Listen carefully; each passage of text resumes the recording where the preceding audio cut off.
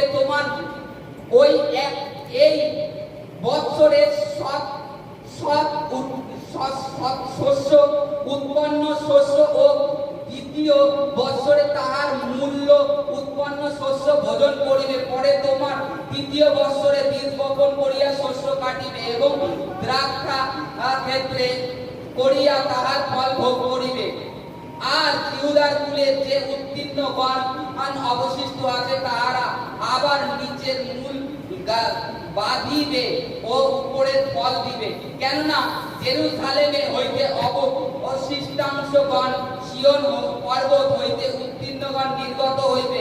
বাহিনীগণের সদাপ্রভুর উদ্যোগ ইহা সাধন করিবে। অতএব অসুররাজ বিষয় সদাপ্রভু এই কথা কহেন, সে এই নগরে আসিবে না, এখানে বাণ ছাড়িবে না, না ঢাল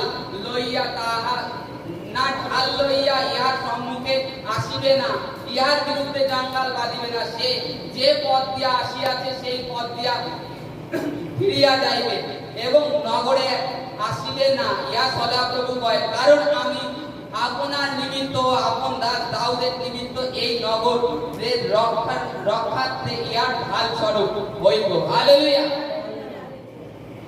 যখন হিজকিয়া প্রার্থনা করলেন, তারপরে আবার যিশায়ার কাছে বাক্য উপস্থিত হয়, তোমাদের রাজা হিজকিয়াকে গিয়ে বলো, হিজকিয়ার জন্য এই চিহ্ন হবে যে তারা যে চাষবাস করছিল এতদিন, যে ফসল প্রত্যেক বছর উৎপন্ন করছিল সেটাই খাচ্ছিল, তাদের জন্য এই চিহ্ন হবে তারা 2 বছরের মধ্যে কোনো চাষবাস করবে না, তাদের খাদ্যের অভাব হবে না।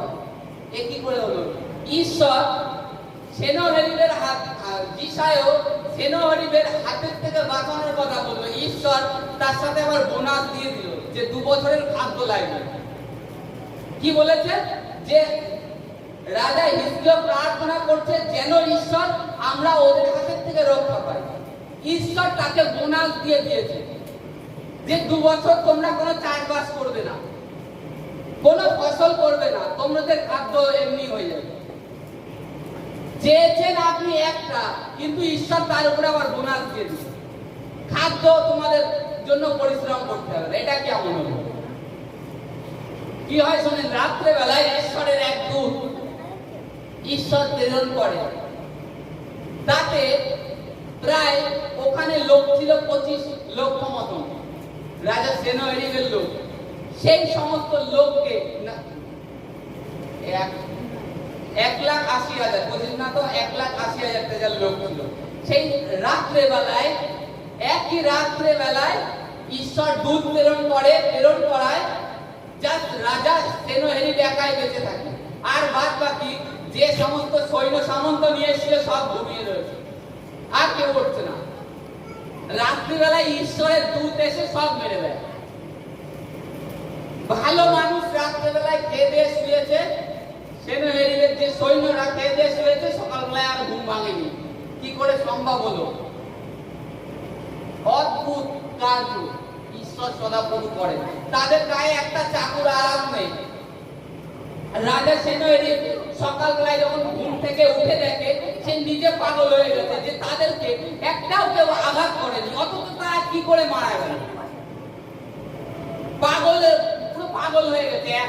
1,80,000 লোক যদি মরে যায়, রাজা কি করবে তখন? যিশায়াকে প্রথমে কি বাক্য বলে পাঠিয়েছিল? যে দিক থেকে এসছে সেই দিকে রাজাকে আমি ফিরত পাঠাবো। আর ঈশ্বর সেটাই করেছে। সকালবেলায় ওই সেনাহরিব পাগলের মতন হয়ে গেছে, কাঁদতে কাঁদতে নিজের দেশে ফিরত চলে গেছে একা একা। আর ওদের যে ঈশ্বর যে বলেছিল খাদ্য দেবো, ওরা যে খাদ্য সামগ্রী নিয়েছিল, পরে ইসরায়েলরা বাইরে এসে সেই সমস্ত খাদ্য সামগ্রী নিয়ে যায় তাদের। যেহেতু ঈশ্বর মহা সাধন কার্য করেছেন, এক রাত্রের মধ্যে 1,80,000 লোক মেরে ফেলল ঈশ্বরের দূত সেকেন্ডের মধ্যে। তাহলে আজকে ঈশ্বর যদি এতটা মহত্বপূর্ণ কাজ করতে পারে, তাহলে আপনারা কি করে ভাবেন যে আমার এই জিনিসটা যাবে না, এটা যেতে পারে না, এই রোগটা হয়তো আমি সুস্থ হব না, কেন ভেঙে পড়েন? ঈশ্বরের বাক্যে ফোকাস করুন, ঈশ্বরের বাক্য দেখুন। যে ঈশ্বর লাল সমুদ্রকে আটকা দিলেন দুভাগ হয়ে যাওয়ার জন্য, যে ঈশ্বর রাজা সেনাহরিবের 1,80,000 লোককে এক রাত্রের মধ্যে শেষ করে দিলেন, যে ঈশ্বর এই হিজকিয়া রাজার পরে যে ক্যান্সারের রোগ হয়েছিল, বললো যাও তুমি তাকে বলো ডুমুরের ফলে পাতার রস লাগাবে, তার আয়ু 15 বছর বৃদ্ধি হবে। অবশ্য রাজা যখন রাজা হিজকিয়া ওর হয়েছিল তখন রাজার অলরেডি মৃত্যুর বয়স হয়ে গিয়েছিল। তা সত্ত্বেও আজকে আমরা বাইবেলে দেখি দাউদ নিজে অনেক নরহত্যা করেছে, এই কারণে ঈশ্বরের মন্দির নির্মাণ করতে পারেনি, তার পুত্র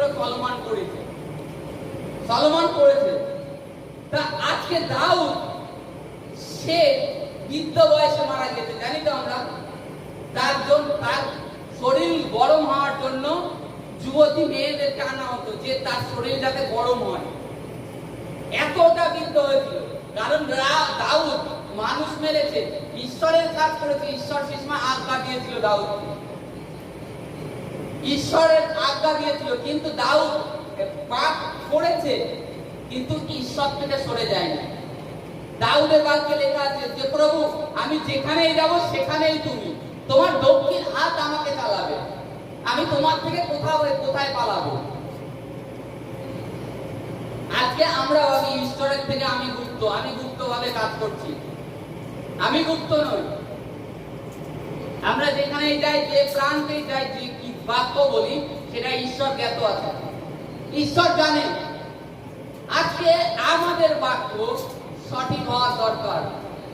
ভয়, আপনি রোগের সমস্যায় নিজে ভেঙে যাচ্ছেন, কিন্তু আপনি যখন আপনার বাক্যটা অঙ্গীকার করতে একবারে ছাড়েন না যে আমার ঈশ্বর জীবন্ত ঈশ্বর, সে আমার সঙ্গে সঙ্গে আছে, তখন অঙ্গীকার যখন আপনি করেন আপনার জীবনের পরবর্তীতে একটা ফল উৎপন্ন হয়। ফল উৎপন্ন করেন তখন দেখান। আমাদের সন্ধ্যা দিনই তো এই কদিন আগে সাক্ষী দিল, প্রেশার ওষুধ খাচ্ছে, প্রেশার কমছে না। ডাক্তার বলছে আপনি কি করে দাঁড়িয়ে আছেন, বলছে ডাক্তারকে কি বলছে, ঈশ্বর আমাকে দাঁড় করিয়ে রেখে দিয়েছে। এটাই তো যে বাক্য অঙ্গীকার। আপনি ডাক্তারের কাছে গিয়ে বলছে ঈশ্বর আমাকে দাঁড় করিয়ে রেখে দিয়েছে। ডাক্তার ভয় পেয়ে যাচ্ছে ওনার প্রেশার থেকে 300, ডাক্তার ভয় পেয়ে যাচ্ছে, কারণ তারা যন্ত্রপাতি দিয়ে দেখে, আধুনিক মানুষের বিচারে বিচার করে, কিন্তু ঈশ্বর মুখের অঙ্গীকার দেখে, ঈশ্বর বিশ্বাসের ভাষা দেখে যে কার মধ্যে কতটা বিশ্বাস আছে, এইরূপ কার্য করে ঈশ্বর। আপনার থেকেও দূরে নেই, আমার থেকেও দূরে নেই, আপনার মধ্যেই আছে। আপনাকে ঈশ্বর ভালোবাসে, এর থেকে বড় কিছু নেই। ভালোবাসে বলে তার জন্য তার পুত্রকে দিয়েছে।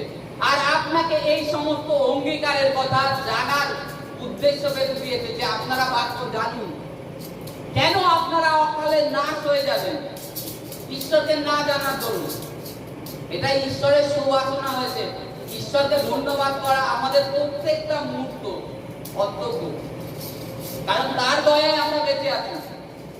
আর এই যে অসুর রাজ্যে ব্যাধি, আজকে যে কোনো ব্যাধি আসুক, মনে ভয় হতেই পারে, ভয় লাগতেই পারে, আপনার ব্রেনটা আপনার সাথ নাও দিতে পারে, কিন্তু আপনার মুখের যে বাক্য আর ঈশ্বরের যে বাক্য এগুলি সেম হয়, কোন রোগের ক্ষমতা নেই, কোন অসুরের ক্ষমতা নেই যে আপনাকে তার আগে নিয়ে যাবে, কারণ ঈশ্বর আপনাকে ভালোবাসে।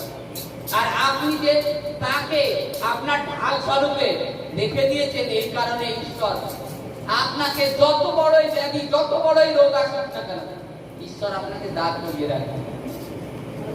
হ্যাঁ, তার মধ্যে যে টেনশন, যে সমস্যা, যে দুর্ভাগ্য হয়তো আসতে পারে, ওটা হচ্ছে গিয়ে মানে যে ভীত হয়ে যাওয়ার পরে যে অসুর রাজের যে টেনশন এসেছিল এখানে হিজকিয়ার জীবনে, সেইটাই আর আমার জীবনে ঘটতে পারে।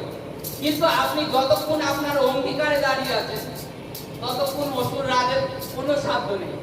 যে পথ দিয়ে এই রোগটা ব্যাধিটা এসছে সেই পথে রিটার্ন যাবে। Hallelujah, hallelujah, hallelujah.